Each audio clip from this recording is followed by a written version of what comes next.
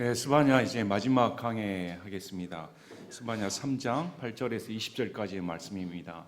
이스라엘이 어떻게 회복되는가 성경은 말을 해주는데, 우리 야고보서 5장 10절을 보면 내 형제들아 주의 이름으로 말한 대언자들을 고난 당하는 것과 인내의 본으로 삼으라, 이렇게 야고보가 우리에게 말을 해줍니다. 고난 당하고 또 고난 가운데 인내해야 할 필요가 있는 것은, 이때 어떻게 고난을 견뎌낼까 할 때 성경에 있는 대언자들을 본받으라, 이렇게 말씀을 합니다. 성경의 대언자들은 얼마나 안타까웠을까요? 목이 타들어갈까? 마음에 얼마나 큰 부담이 있었을까? 말을 해도 듣지도 않으니 얼마나 속이 애타겠습니까? 그런 대언자의 심정과 또 애타게 찾으시는 하나님의 마음을 알라고 성경은 말씀을 합니다. 그래서 우리는 항상 자기 중심적인 신앙생활을 할 때가 많습니다. 어렸을 때는 자기 것밖에 구하지 않죠. 자기가 전부인 줄 알고. 그러나 나이를 먹으면 부모의 심정을 알게 됩니다. 부모 편에 서게 되죠. 신앙의 성숙한 과정이, 우는 이유도 마찬가지입니다. 아이가 우는 이유는 기저귀가 빨리 젖어서 갈아주세요, 배고파요, 아파요, 그래서 울죠. 나이가 먹으면 자기 때문에 우는 게 아니라 부모님이 얼마나 고생을 많으셨을까, 나한테 쏟은 사랑 때문에. 이 자녀들 부모의 마음을 헤아리고 운 적이 있을까? 순전히 자기 중심적으로 나만 생각하고 내 슬픔이 크고 부모 마음 온데간데 없고. 신앙도 마찬가지입니다. 신앙도 예수님 믿는데 기도하는 내용, 우는 이유가 내 거 다 주시기 바랍니다. 아직도 옹알옹알 응애응애 하고 있으면, 나이가 먹어도 옹알옹알 하고 있으면 볼품 없습니다.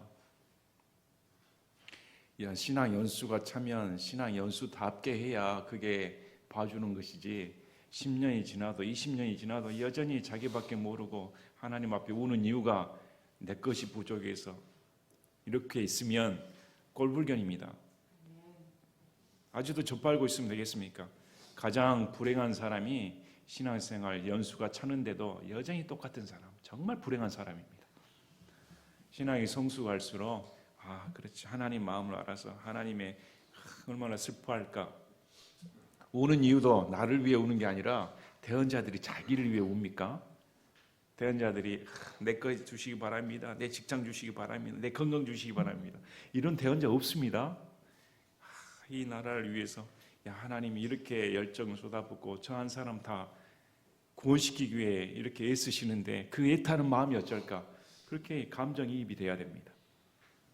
그래서 이런 대언서 말씀을 보면 대언자의 마음이 얼마나 안타까울까. 또 오늘날 이 시대 가운데서도 아무리 외쳐도 듣지 아니하는 이런 백성들을 볼 때 마음이 아파야 되고 답답해야 되며, 정말 예수님의 심판이 얼마 남지 않았구나, 이제 들을 귀가 있는 사람은 없구나, 예수님의 심판이 임박했구나, 이런 마음을 가져야 정상이지.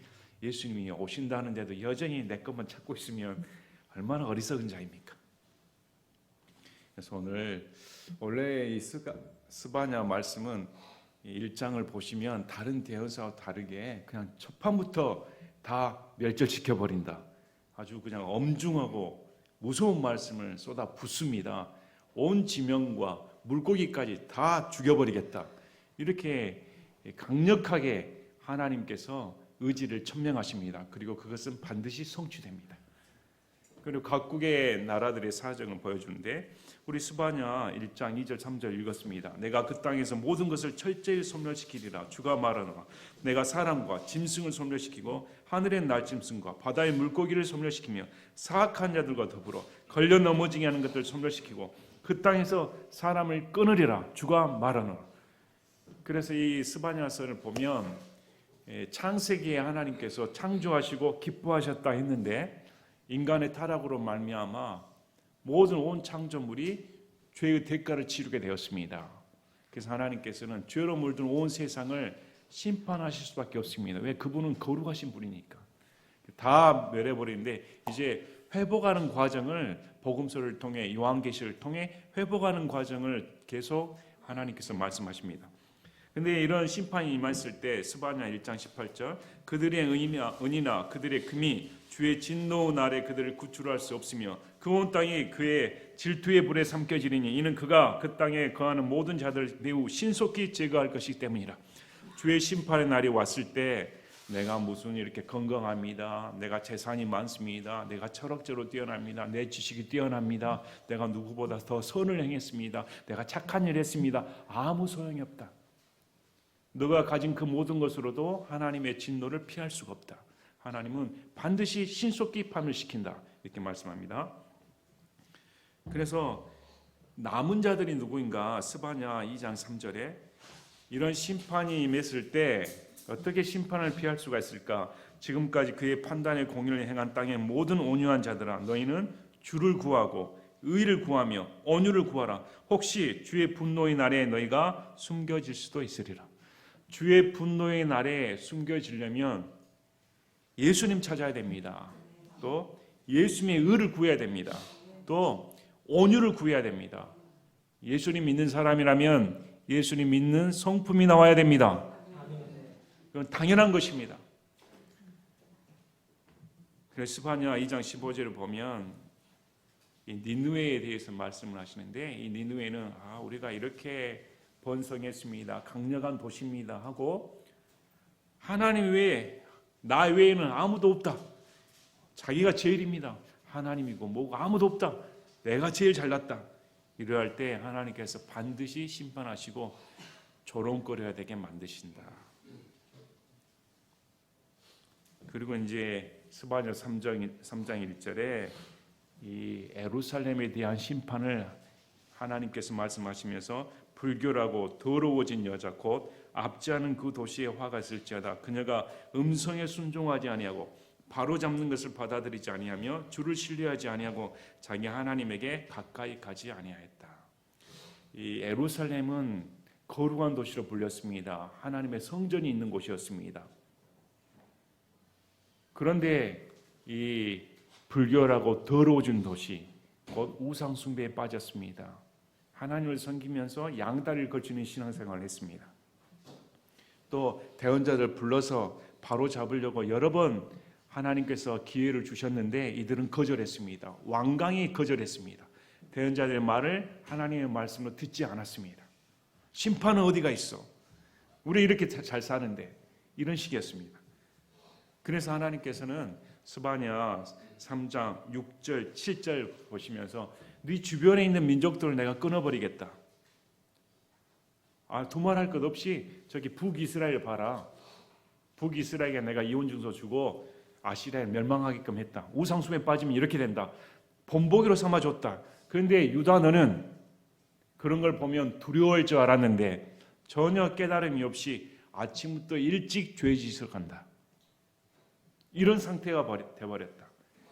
그래서 사망 선고를 내렸습니다. 너희는 멸망당할 수밖에 없다. 그래서 하나님께서 사망 선고를 내리시는데 첫째, 앞으로 20-30년 후에 바벨론에 의해 멸망당합니다. 예루살렘이 포로로 잡혀갑니다. 또 앞으로 벌어질 7년 환난을 가리킵니다. 이 유다 백성이 어떻게 환난을 당하는가? 하나님께서 7년 환난을 주시는 주 목적이 뭡니까? 이스라엘을 회복시키기 위해 도리시키게 한 주 목적입니다. 또 하나 가지 목적이 뭡니까? 온 세상을 심판하기 위해 온 세상이 예수님 믿지 않고 하나님을 거역한 죄를 반드시 묻기 위해 7년 환난을 주시는데 이 7년 환난은 인류가 겪어보지 못한 환난입니다.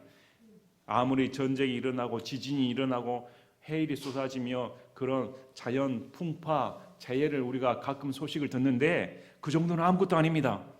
앞으로 벌어질 7년 환난은 인간이 제정신으로 살 수 없는 그런 환난이 펼쳐진다고 말합니다. 하늘이 둘둘 말려서 날아가 버리는데 어떻게 견뎌냅니까? 그런 일이 벌어진다고 성경은 분명히 말씀합니다.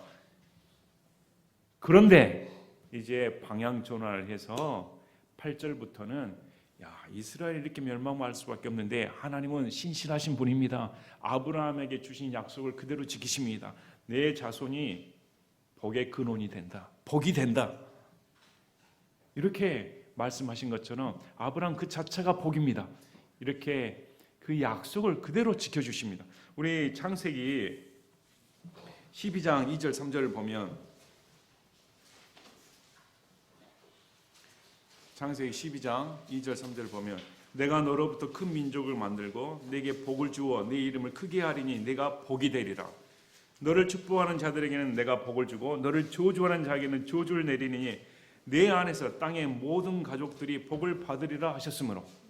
자, 아브라함이 복 자체입니다. 그래서 아브라함의 후손으로 말미암아 이제 땅의 모든 민족들이 그 아브라함 때문에 복을 받게 된다. 이 말씀을 분명히 하셨습니다. 그리고 성경은 이걸 회복시키는 하나님의 구원 계획을 말씀해 주십니다. 그래서 스바냐 말씀을 보시면 이 마지막 절을 보면 그게 회복이 됩니다. 이스라엘이 다시 우뚝 서서 모든 민족 가운데 가장 뛰어난 민족이 되고 복 자체가 되는 그런 민족이다, 회복시킨다 하는 말씀이 나옵니다. 그래서 오늘 이 역사관을 가져야 됩니다. 인류 역사가 어떻게 되는가. 그래서 성경의 중심, 이 세계의 중심은 어디다? 이스라엘이다. 한국이 아니다. 미국이 아니다. 이스라엘이다. 자, 8절을 보시겠습니다. 8절. 주가 말하노라. 그러므로 내가 일어나 그 탈취문에 이르는 날까지 너희는 나를 기다리라.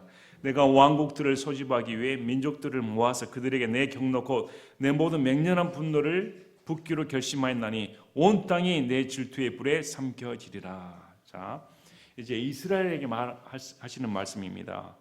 내가 탈취물에 이르는 날까지 너희는 나를 기다리라. 잠잠히 기다리라는 것입니다. 이게 무슨 말씀일까요? 모든 민족들을 다 모아서 하나님이 심판하시는데 그때 내가 탈취물을 얻겠다. 다 쓸어버리겠다는 말씀입니다. 이 말씀이 또 어디가 나올까요? 우리 지난번에 요엘서 말씀을 보셨습니다.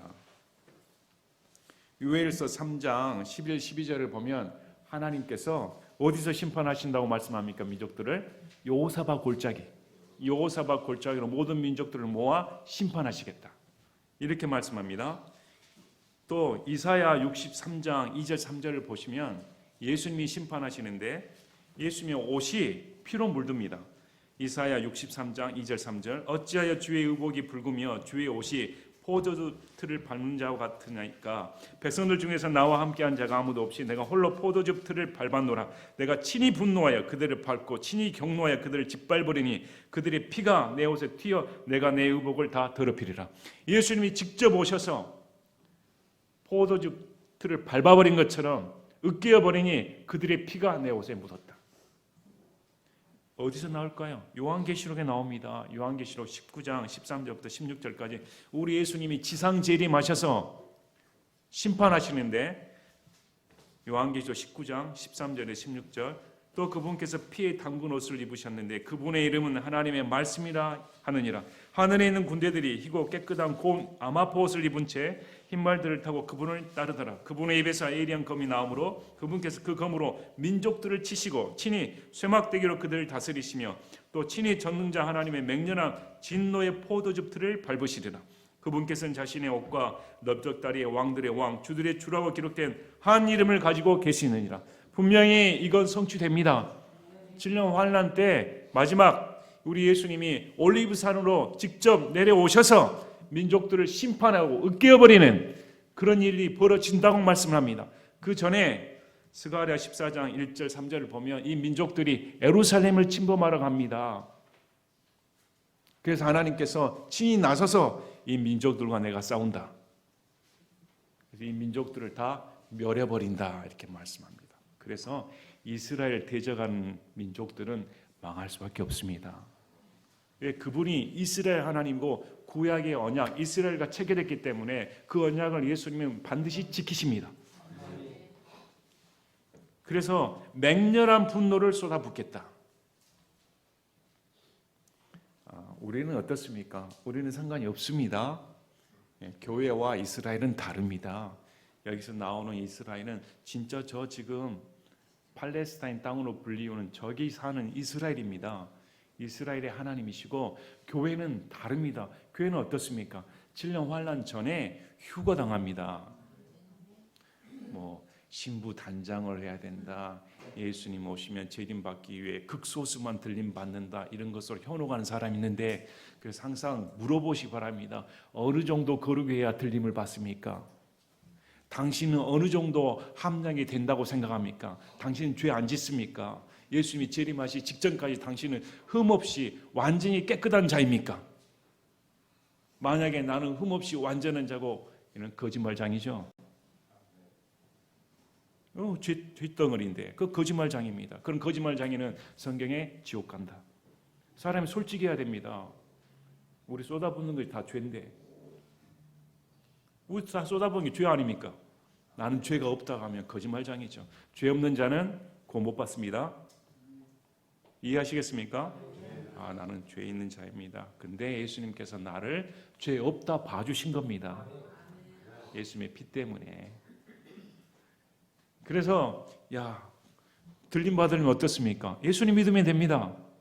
내 죄를 회개하고 예수 믿으면 내 안에 성령님께서 들어오셔서 영원히 너와 함께한다. 영원입니다. 일시적이 아닙니다. 한번 그 하시면 이분이 왔다 갔다 하시는 분이 아닙니다.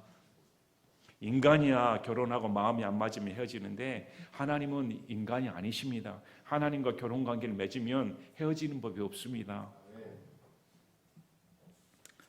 왜? 신랑 되신 그분이 나를 위해 죽으셨는데, 피로 나를 사셨는데, 그냥 언약이 아닙니다.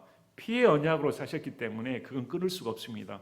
가족도 혈연관계는 끊을 수가 없는데, 내가 아니라고 해도 부인할 수가 없는데, 하물며 예수님이 피로 관계를 맺었는데 그걸 어떻게 부인할 수가 있습니까? 우리는 부인하여도 예수님은 우리를 부인할 수가 없다. 이건 성경의 진리입니다. 그러므로 예수님 믿으면 누구나 안전하게 그분이 오시면 우리 신앙이 수준이 바닥을 치든지 죄 가운데 있든지 아니면 잘 믿고 있든지 아무 상관없이 예수님의 피 때문에 구원받는 것입니다.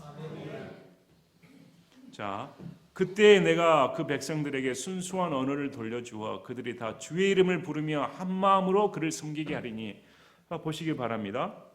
그때 예수님께서 지상재림하셔서 민족들을 멸해버리실 때에 그 백성들에게 순수한 언어를 돌려주어.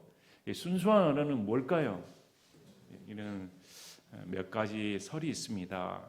보편적으로 스바냐서를 보고 대언서를 보면 이 사람들의 말이 순수하지 않다, 더럽다, 불결하다, 하나님을 저주하고 우상 숭배를 하면서 바알의 이름을 부르고 자기 교만, 나 외에는 없다, 이렇게 말을 하는 이런 더러운 입술에 하나님께서 하나님을 찬양하는 순수한 말을 준다, 이런 의미가 있고, 두 번째는 바벨탑 사건을 말을 합니다. 창세기 11장에 보면 우리 창세기 11장 1절에 온 땅이 한 언어를 쓰고 한 말을 썼더라.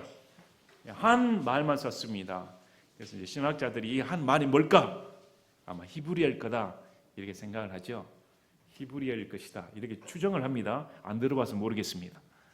근데 이 사람들이, 인간들이 교만하여 하나님 앞에 교만을 펼쳤을 때 하나님께서 여러 언어를 주고 흩어버렸습니다. 이건 죄의 대가였습니다. 하나님께서는 이제 이 민족들, 하나님 대적한 민족들을 멸해버리시고 한 언어를 준다, 회복을 시키겠다, 이런 의미를 담습니다. 아무튼 이 순수한 언어를 돌려주고 그들이 다 주의 이름을 부르며 한 마음으로 그를 섬기게 하느니. 이제까지는 우상 숭배를 했다면 이제 정말 구원자는 예수님밖에 없다, 하나님밖에 없다, 이렇게 부르는 날이 온다고 성경은 말합니다. 또 내게 탄원하는 자들, 곧 나의 흩어진 자들의 딸이 에디오피아의 강들 너머에서부터 내 헌물을 가져오리라. 이 내 딸이 누구인가, 흩어진 자들의 딸이 누구인가에 대한 해석은 두 가지가 있습니다. 첫째는 이방인이다, 두 번째는 디아스포라 했던 이스라엘 백성들이다. 또 여기 이디오피아가 나오는데, 물론 이제 이디오피아는 먼 남쪽에 있는 나라입니다. 당시 세계관에서는 이디오피아가 제일 먼 나라였습니다. 당시 세계관에서는. 그래서 이디오피아를 썼단 말은 아주 먼, 돌아올 수도 없는 그런 먼 곳에서조차 하나님이 남겨진 자들이 돌아와 헌물을 드린다, 이렇게 해석을 합니다. 자, 어느 때 벌어집니까? 우리 스가랴 14장 16절 보시기 바랍니다. 스가랴 14장 16절.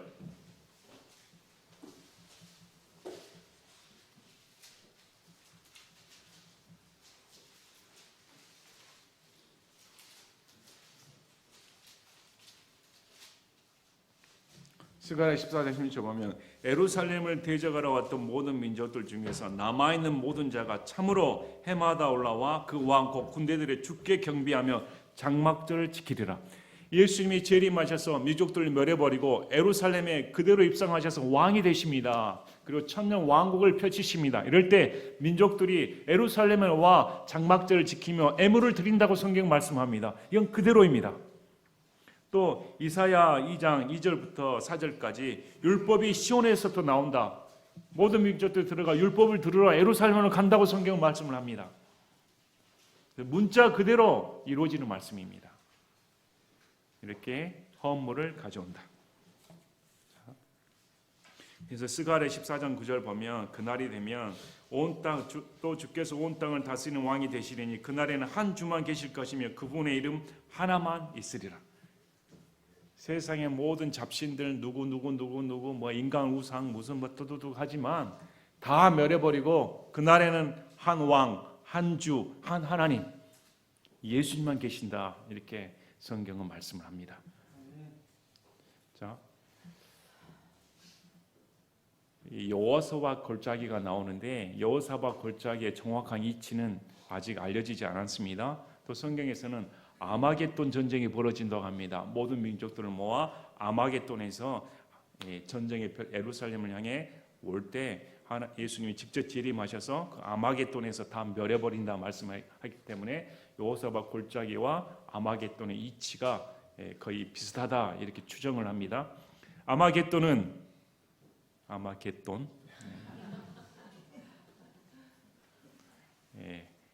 헬라어입니다. 헬라어로 아마겟돈이고 이걸 히브리어로 말을 하면 하르 무기또라고 합니다. 무기또 들어보셨죠? 무기또 평양 할 때 평평한 평양에서 주로 전쟁이 벌어지는데 하르 무기또 하면 무기또의 언덕, 무기또의 산 이렇게 불려집니다. 그래서 아마겟돈 하면 이건 헬라어 말인데 히브리 뜻으로 번역을 하면 무기또의 산, 무기또의 언덕으로 불리며 무기또란 뜻은 어떤 뜻을 포함하냐면 살육하다, 죽이다는 뜻을 갖고 있습니다. 그러면 아마겟돈 하면 죽음의 산, 죽음의 언덕 이렇게 생각하시면 됩니다. 그래서 마지막 아마겟돈 전쟁이 펼쳐진다고 성경 말씀합니다. 자, 그래서 11절 보면 이제 이 너희를 대적하는 민족들을 다 쓸어버리고 그날에는 내가 내 모든 행위들 즉 내가 내게 범법할 때 사용하는 행위들로 인해 부끄러워하지 아니하리니 이는 그때 내가 내 한가운데서 내 교만을 기뻐하는 자들을 제거하시기 때문이라. 내가 다시는 나의 거룩한 산으로 인해 거만하지 아니하리라. 하나님을 대적하는 인간의 가장 큰 죄가 교만입니다. 교만하니까 하나님을 대적하고 하나님 없이 살았습니다. 그래서 하나님께서 네 가운데 있는 교만한 자들 다 제거해버렸기 때문에 이제 나를 대적하는 자가 없다. 부끄러워하지 않는다. 제거 1순위가 누굽니까? 교만한 자입니다. 자, 내가 또한 내 한가운데에 고난을 당하고 가난한 백성을 남겨두리니 그들이 주의 이름을 신뢰하리라. 이스라엘에게 남겨진 자가 있습니다. 우리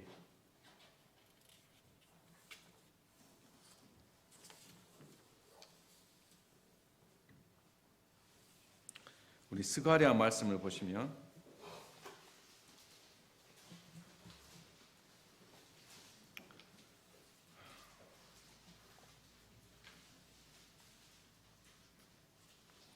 13장 8절 9절 보시면 스가랴 13장 8절 9절 주가 말하노라 그 온 땅에서 그 안에 3분의 2는 끊어져 죽을 것이요 3분의 1만 그 안에 남을 것인데 내가 그 3분의 1을 불 가운데로 지나가게 하고 은을 정지하듯 그들을 정지하며 금을 단련하듯 단련하리라. 그들이 내 이름을 부르리니 내가 그들의 말을 들을 것이며 나는 말하기를 이 백성은 내 백성이 할 것이요 그들은 말하기를 주께서는 내 하나님이시니다 하리라. 이게 지금 누구에게 한 말입니까? 이스라엘입니다. 7년 환난을 통해 이스라엘 백성 중에 3분의 2가 죽임을 당합니다. 그리고 이 환난을 통과한 3분의 1이 남아가지고 이 3분의 1이 주는 내 하나님이십니다. 이런 일이 벌어진다고 성경 말합니다. 그들이 찌른 나를 보리라. 그 그 한 날에 그들이 애곡하는 날이 온다고 봅니다. 야, 우리가 2000년 전에 십자가에 못 박았던 그 예수님이 진짜 하나님이셨구나. 온 이스라엘 백성 남은 자들이 대대적으로 회개하고 그들에게 영을 부어주어 성령님의 역사가 일어난다고 환상을 보고 대언을 하며 꿈을 꾸는 그런 역사가 일어난다고 성경은 말씀을 합니다. 그래서 이것은 문자 그대로입니다. 문자 그대로 이스라엘이 이런 일이 벌어지는구나. 그래서 그 남은 자들이 주의 이름을 신뢰한다. 그래서 이스라엘의 남은 자는 불법을 행하지 아니하며 거짓을 말하지 아니할 것이요 그들의 입에서는 속이는 혀를 찾지 못하리라. 그들이 먹고 누울지라도 아무도 그들을 두렵게 하지 못하리라. 자, 남은 자의 특징이 뭡니까? 불법을 행하지 않습니다. 거짓을 말하지 않습니다. 그러면 남은 자는 어떤 자입니까? 하나님의 공의를 실천하는 자들입니다.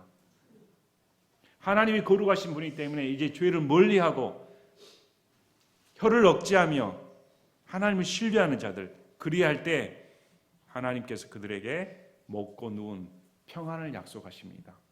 이제까지는 누가 쳐들어올까 걸핏하면 강대국에 휘달림 받고 마음을 졸이면서 살았는데 이제는 너희가 그렇게 두려워할 필요가 없다, 이렇게 말씀합니다. 그래서 14절에 오 시온에 따라 노래할지어다, 오 이스라엘아 크게 외칠지어다, 오 예루살렘에 따라 마음을 다하여 즐거워 기뻐할지어다. 이제까지 스바냐 대언자는 아주 강렬하게 이스라엘에게 심판의 메시지를 던졌습니다. 모든 민족들이 하나님을 대적하여 멸망당한 것처럼 너도 하나님을 대적함으로 멸망당할 수밖에 없다. 똑같은 전제이다. 이렇게 말했는데 지금 완전히 분위기가 반전된 겁니다. 분위기가 반전되어서 이스라엘아 겁먹지 말라, 이런 희소식이 있으니까 기뻐하라 말을 합니다.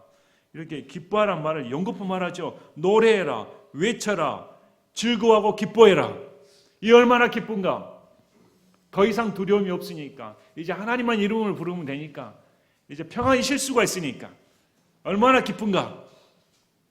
이걸 오늘날 교회 시대에 접목시키면 어떻게 될까요? 예수님 믿으니까 팔자가 나았으니까 얼마나 감사할 일입니까? 기뻐해야 됩니다. 이전에는 안식이 없었습니다. 이전에는 나를 믿고 살았습니다. 이전에는 내가 의지하는 것이 돈, 탐욕, 정욕, 권력, 지식, 친구, 인맥 이런 것으로 유지가 되었습니다. 다 허상이었습니다. 근데 예수님 믿으니까 모든 것으로부터 구원을 받아 야 예수님 한 분만으로 만족하게 되니 얼마나 기쁜 일입니까? 기뻐해야 되죠. 즐거워야 되죠. 이스라엘은 육적인 구원을 받았다면 우리는 영원한 구원입니다. 우리는 신분 자체가 다릅니다. 이스라엘은 육체적인 구원이죠. 우리는 그게 아닙니다. 예수님 믿는 순간 예수님과 한 몸이 되어 예수 그리스도의 영광스러운 몸과 같이 시공을 초월하고 죄가 없는 완벽한 육체로 부활해 버립니다. 이거 완전히 달라져 버린 것이죠. 제가 다시 한번 묻겠습니다. 여러분 기절하신 적 있습니까? 기뻐서 기절해야 되는데 얼마나 기쁜가. 대언자 보기 바랍니다. 야 얼마나 시온에 따라 노래해야 돼. 왜 그렇게 날마다 주구장창 슬퍼 빠져가지고 날마다 하는 말이 탄식 소리만 들리니 한숨만 들리니 즐거워해라. 또 외쳐라. 남자가 좀 외쳐봐야지. 자신감 있게 와 하나님 나를 구원하셨습니다. 세상을 향해 외쳐봐야지요. 또 마음을 다해야 됩니다. 전심을 다해 즐거워하고 기뻐해야 됩니다. 예배 도중에 나와서 춤춰도 됩니다. 그러지 마시고 마음으로 그렇게 하라고. 마음으로 너무 기뻐서 정말 이 예배들이 오늘 자체가 너무 기쁘다. 이 세상으로부터 탈출하여 이 자체가 얼마나 영광인가. 이렇게 해야 됩니다. 자, 그게 이유가 주께서 너에 대한 심판들을 제거하셨고 내 원수를 쫓아내셨다. 더 이상 심판하지 않겠다. 그리고 너를 대적하는 자들 다 쫓아내버렸다. 다시 우리한테 접목을 시키면 우리는 예수님 믿는 순간 지옥 가는 심판에 해당되지 않습니다. 더 이상 정죄가 없습니다. 또 나를 대적하는 원수 마귀 쫓아내버렸다. 그래서 기뻐해라. 너를 고소하는 자 더 이상 고소할 수 없습니다. 예배 드리러 올 때 내가 이 죄 지었는데 내가 신앙생활 했는데 똑바로 살 수 있을까? 나 같은 놈이 자꾸 찌르죠. 그러면 우리는 뭘 합니까? 그래서 내가 구원받아서 감사합니다. 그래서 예수님의 피 때문에 나올 수 있어서 감사합니다. 의로운 자는 올 필요 없습니다. 나를 의롭게 생각하는 자는 교회 나올 필요 없습니다. 목욕탕에 누가 갑니까? 때 많은 자. 요즘에 목욕탕 그냥 샤워하라 해서 문제인데 때를 밀어야 제맛이죠. 이렇게. 예배를 누가 옵니까? 죄 있는 자, 죄 많은 자가 와서 예배를 드리는 것입니다. 그래서 이스라엘 왕 곧 주께서 내 한가운데서 계시니 네가 다시는 해악을 보지 아니하리라. 그래, 예수님이 이스라엘 왕 예수님입니다. 예수님이 내 한가운데 계시니까 다시는 해악은 볼 수가 없다. 우리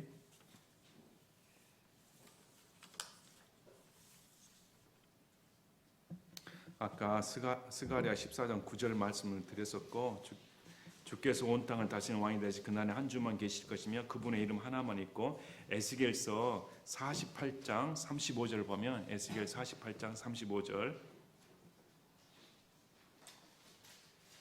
그날 이후로 그 도시의 이름은 예루살렘입니다. 그 도시의 이름은 주께서 거기에 계신다가 되리라. 예루살렘 이름 자체가 하나님이 거기에 계신다. 예루살렘 이름 자체가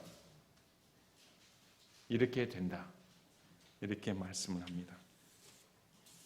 그래서 그날에 사람들이 예루살렘에 이르기를 너는 두려워하지 말라 하고 시온에게 이르기를 내 손을 늘어뜨리지 말라. 두려워하지 말고 마치 체념하는 것처럼 더 이상 할 수가 없이 축 처져서 낙심하는 것처럼 그렇게 살 필요 없다. 하나님이 함께 하시니까 낙심하는 것, 두려워하는 것 이제 더 이상 존재하지 않는다. 완전한 회복을 약속시켜 주십니다.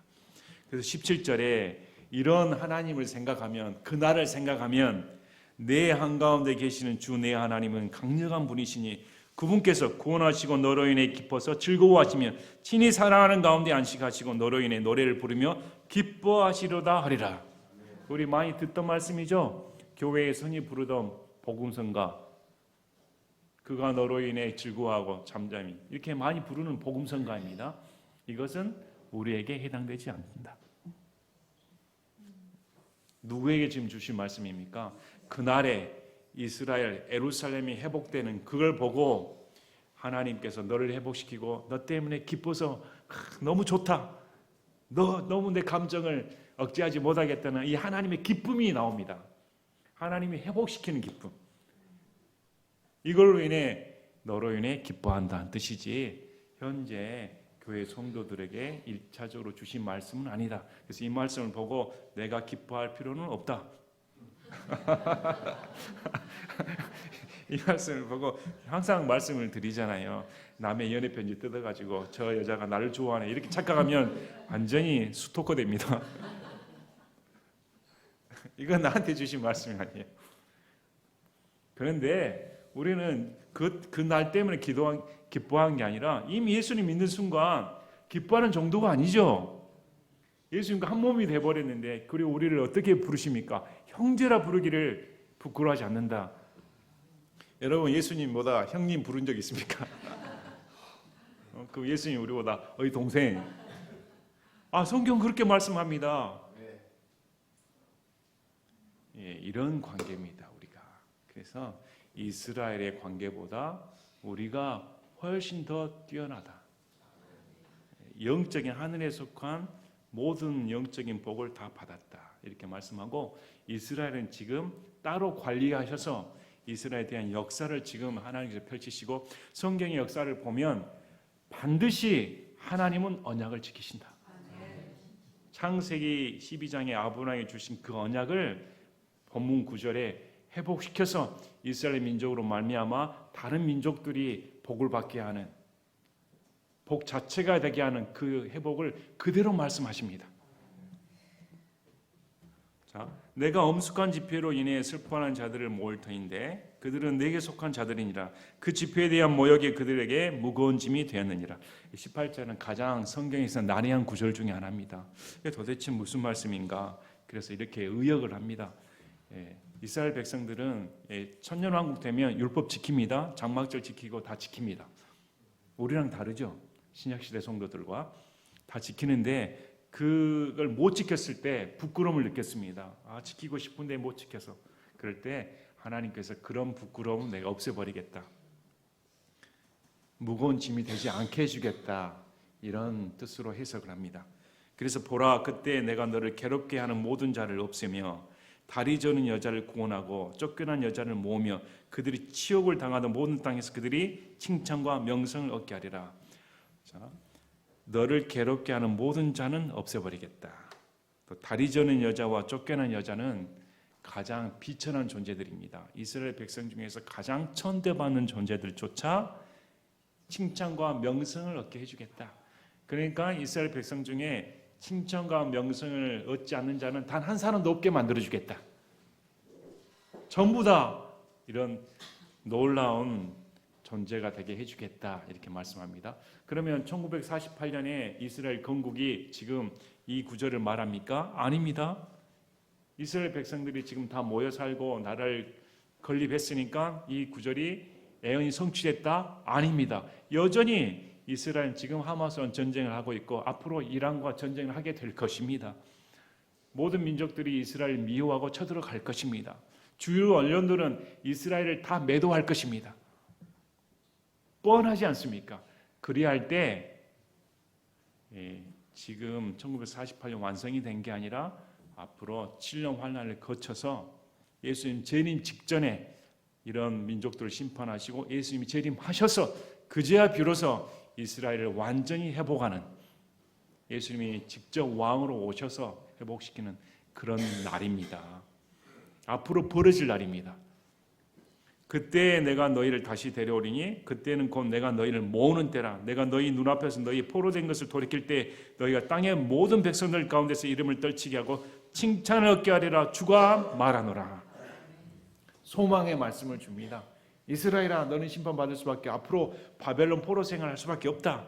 또 뿔뿔이 흩어져 사는데 2600년 전에 주신 이 예언의 말씀이 앞으로 어떻게 성취될지는 모르겠습니다. 그러나 하나님의 말씀이므로 반드시 우리 시대에 성취되면 얼마나 좋을까요? 반드시 성취되는 말씀입니다. 자, 그래서 이스라엘 역사에 대해 우리가 무지해서는 안 됩니다. 성경에 대해 무지해서는 안 되고 성경 전반적인 이런 대언자들의 말과 이스라엘 역사와 요한계시록까지 딱 이렇게 펼쳐서 아우르는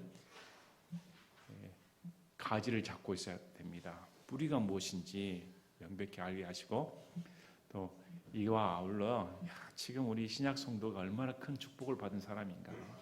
예수님 때문에 휴거당하고 이 땅에는 이스라엘의 그 완악함 때문에 심판이 내려집니다. 왜 남겨지지 않으니까 얼마나 감사합니까? 또 우리 죽어서 예수님 오시면 부활하여 올라가면 됩니다. 그러니까 전혀 지금 예수님 믿는 게 가장 중요하고, 지금 예수님 믿지 아니하면 이대로 죽으면 지옥이고 죽기 전에 7년 환난이 벌어지면 지옥 같은 고통을 맛보게 됩니다. 지금 예수님 믿는 것이 큰 기회다. 반드시 예수님에 대해 다시 생각해 보시고, 예수님이 얼마나 큰 영광스러운 분이신가. 또 앞으로 우리 예수님과 함께, 우리는 예수님과 함께 영광스러운 몸으로 변화받아 같이 이 지구를 다스리러 함께 내려옵니다. 함께 내려옵니다. 그러니까 옆에 사람 보시기 바랍니다. 지금 꾀죄죄하게 보시면 안 됩니다. 아니, 안 됩니다. 예수님과 함께 성도들이 내려옵니다.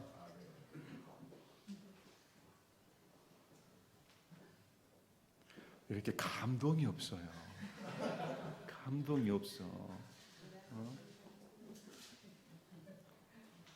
이 세상이 전문지합니까? 끝까지 가봐야 합니다.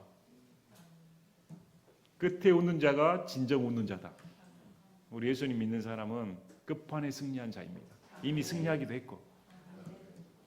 그래서 참 다시 스바냐 말씀을 보시고 우리가 성경 지식에도 뛰어나야 되고, 또 대언자의 마음을 더 알아야 되고, 또 이렇게 회복시키고자 하는, 우리가 하나님이라면 이스라엘 다 죽여버리고 싶지 않습니까? 저 같아도 인류를 그냥 다 쓸어버리고 싶습니다. 저것들 아주 그냥 버러지만도 못하는 애들, 날마다 겉듯하면 우리 마음이, 여러분 우리 마음을 알면 됩니다. 저는 여러분들이 하나님이 아니어서 얼마나 다행인지요. 여러분이 하나님이었다면 이미 우린 죽은 목숨이죠. 나를 대적하고 나한테 욕하는 사람을 참을 수 있습니까? 날마다 꿈을 꾸지 않습니까? 꿈속에서 그냥 어퍼커트 막 치고 막. 그것이 우린데, 근데 하나님은 한 사람도 아니고 수억 명, 수십억 명 날마다 하나님을 저주하고 퍼붓고 원망하고 그걸 어떻게 다 들으시고 감당하실까? 근데 어떻게 그분이 그걸 다 감당하시고 십자가에 돌아가셨을까? 그러니까 우리 구원은 완전한 것입니다. 제가 기도하고 마치겠습니다.